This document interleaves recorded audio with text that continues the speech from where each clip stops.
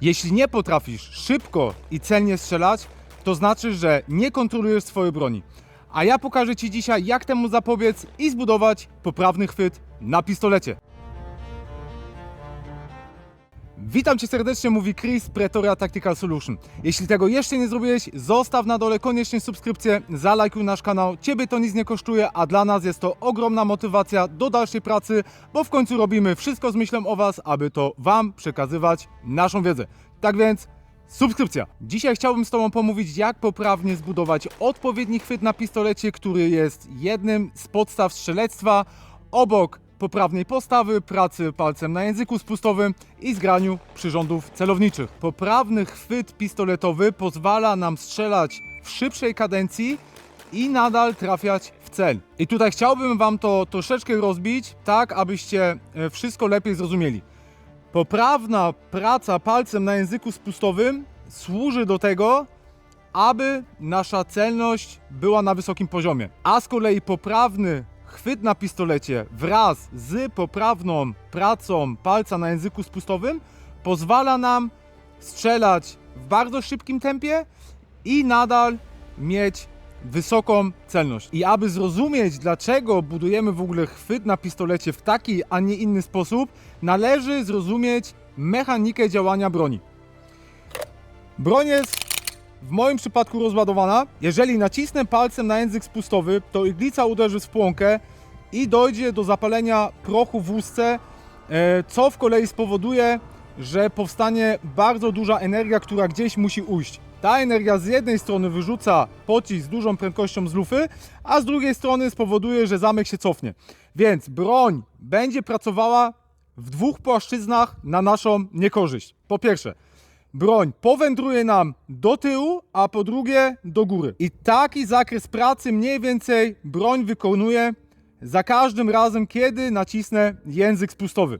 Naszym zadaniem jest to, aby poprzez zbudowanie chwytu na pistolecie jak najbardziej zminimalizować ten odrzut, abyśmy nie mieli takiej sytuacji, że broń nam idzie bardzo wysoko do góry i do tyłu, ale żeby ten zakres pracy na pistolecie był jak najmniejszy. Po pierwsze, ten mniejszy zakres pracy na pistolecie umożliwi nam szybsze zgranie przyrządów celowniczych, a po drugie w strzelaniu instynktownym, kiedy my nie używamy przyrządów celowniczych, no to jesteśmy w stanie szybciej oddać kolejny, drugi, trzeci, czwarty i piąty strzał. Siła, która oddziaływuje na nasze dłonie, ona nie działa w tej dolnej płaszczyźnie, tylko tutaj w górnej, tu gdzie pracuje zamek. I naszym zadaniem jest to, aby chwyt na pistolecie zbudować jak najwyżej. Ale do tego przejdziemy za chwileczkę. Poprawny chwyt na pistolecie ma pewien wpływ na celność, ale tutaj należy pamiętać, że główną pracę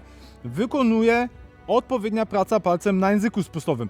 Ale o tym zrobię odrębny odcinek. Pokażę Ci teraz kilka różnych chwytów, w tym też błędnych, abyś zobaczył, że chwyt pistoletu nie ma większego wpływu na celność.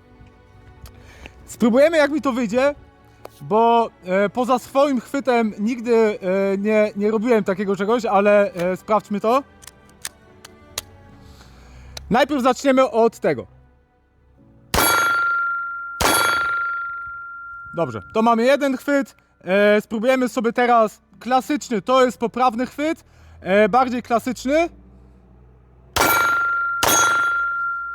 Teraz możemy sobie jeszcze spróbować chwycić pistolet w ten sposób.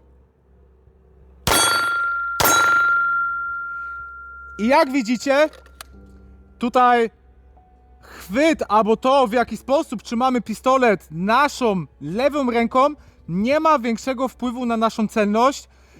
Tutaj odpowiednia praca palcem na języku spustowym ma ten wpływ, ale odpowiednie zbudowanie chwytu, tak jak mówiłem, będzie miało znaczący wpływ na to, abyśmy strzelali szybciej i celnie. Mam jedną bardzo dobrą radę do Ciebie. Jeżeli wykonujesz wszelkie ćwiczenia na strzelnicy, bądź też w treningu bezstrzałowym w domu, to staraj się je wykonywać jak najczęściej z ciągu kaburowego, ponieważ już tutaj zaczynamy poprawne budowanie chwytu na pistolecie.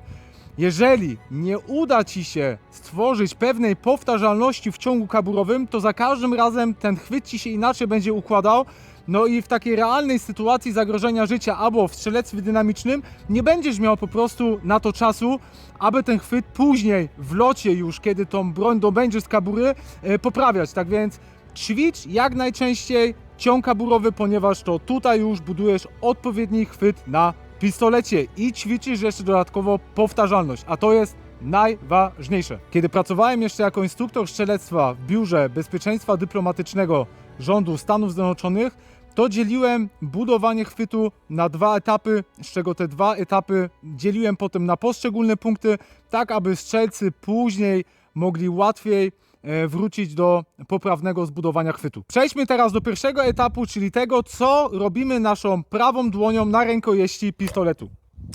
Broń jest rozładowana.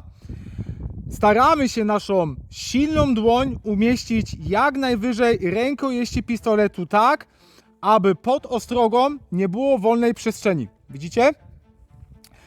Kolejnym punktem jest to, aby oś lufy szła w jednej linii z naszym przedramieniem. Nie powinniśmy pistoletu trzymać ani w taki sposób, teraz tak z grubsza pokazując, ani w taki sposób, też z grubsza pokazując. Oś powinna iść w jednej linii. Dłoń umieszczamy tak wysoko, jak się tylko da na rękojeści. I teraz jeden bardzo ważny punkt i z tym punktem bardzo dużo osób, szczególnie początkujących, ma problem.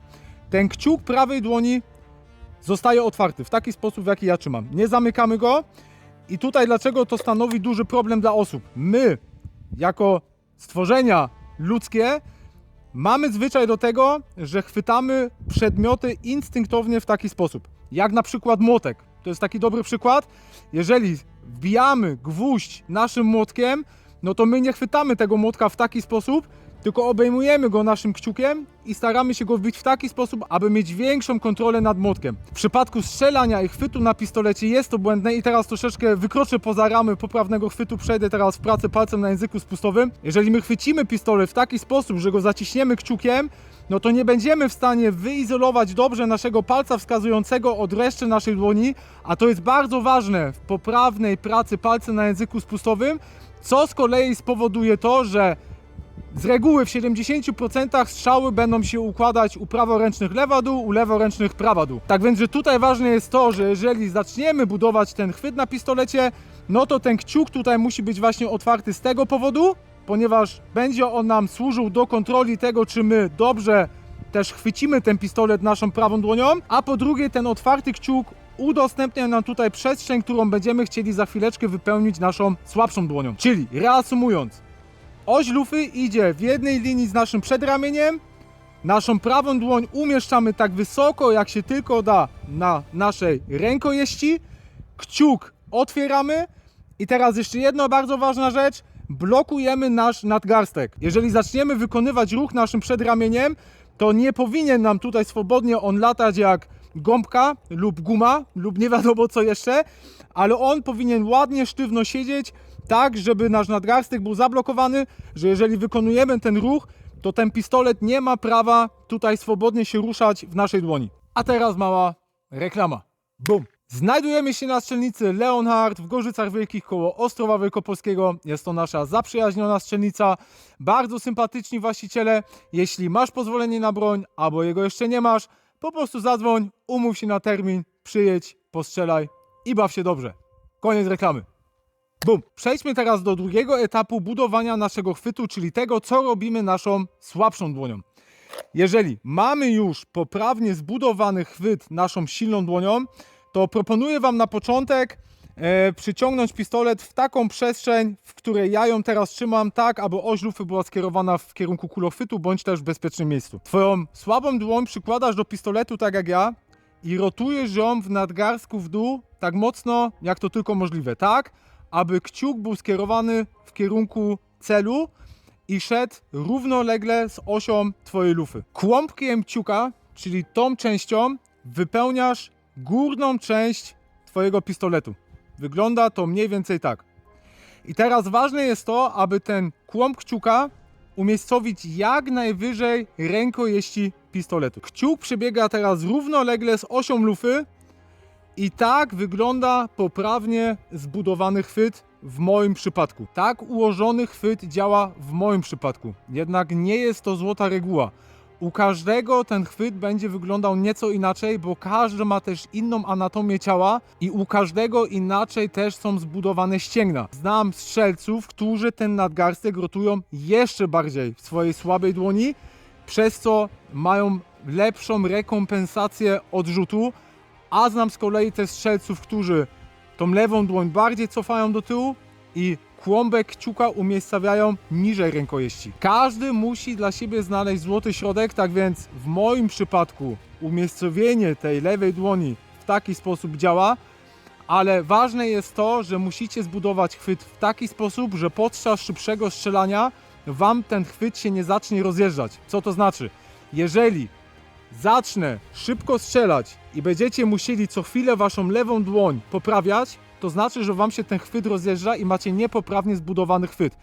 Ja sobie ten chwyt blokuję przez to, że palec wskazujący umieszczam między palcem wskazującym a palcem środkowym mojej silnej dłoni. Wygląda to mniej więcej tak. I takie zblokowanie chwytu umożliwia mi szybkie strzelanie i przez to te dłonie mi się nie rozjeżdżają. Ale tak jak mówię, każdy musi tutaj to u siebie wypróbować w praktyce i musi dla siebie znaleźć najlepsze rozwiązanie. Strzelę teraz kilka dubletów, aby pokazać wam, jak ten chwyt się sprawdza w praktyce.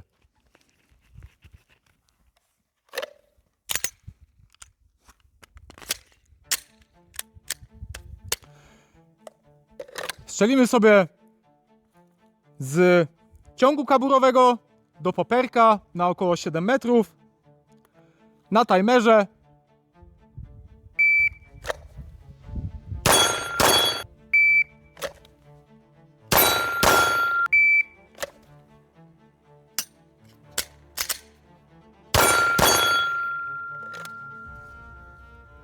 To było mało zacięcie w drodze. I jak widzisz, poprawne zbudowanie chwytu umożliwia ci celne, ale i szybkie strzelanie. Na sam końcu chcę ci powiedzieć, z jakimi błędami się spotykam najczęściej podczas budowania chwytu.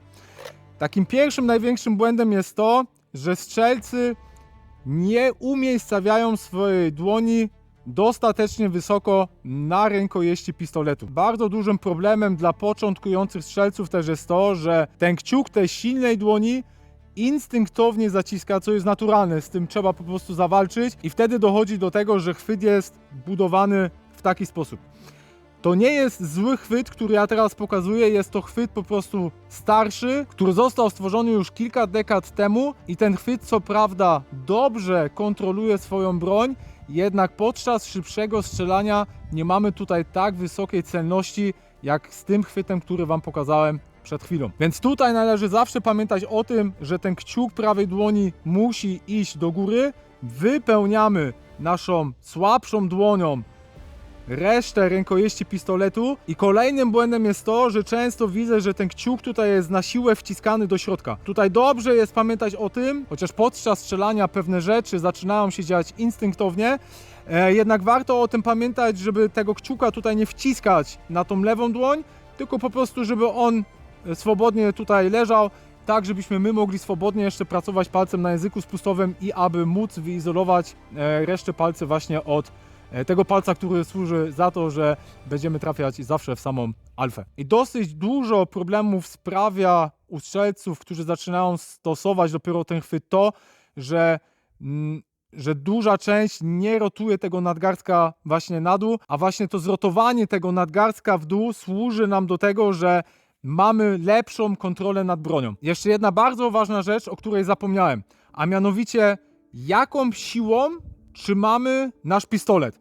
I tutaj kiedyś się mówiło, że powinniśmy trzymać naszą silną dłonią rękojeść z mocą około 30%, a naszą słabszą dłonią z mocą około 70%. Jednak teoria ta jest moim zdaniem dosyć rozmyta, ponieważ każdy z nas inaczej odczuwa siłę i każdy z nas z inną siłą też będzie trzymał ten pistolet. Ja zawsze mówiłem swoim kursantom, jeżeli trzymacie pistolet, to albo trzymacie rękojeść równie mocno silną i słabą dłonią, czyli 50-50, albo zawsze starajcie się chwytać pistolet waszą słabszą dłonią mocniej niż waszą silną dłonią. Tutaj zawsze trzeba mieć na uwadze, że ta słabsza dłoń głównie służy do kontroli odrzutu pistoletu, a naszej silnej dłoni mamy umożliwić swobodną pracę palcem na języku spustowym.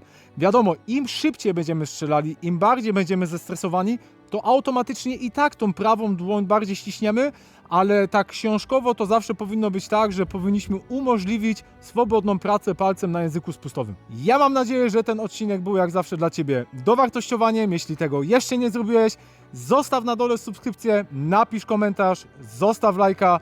Dziękuję Ci za oglądanie i do zobaczenia na treningu. I wiedza rodzi czujność, odwaga ucisza strach. Peace!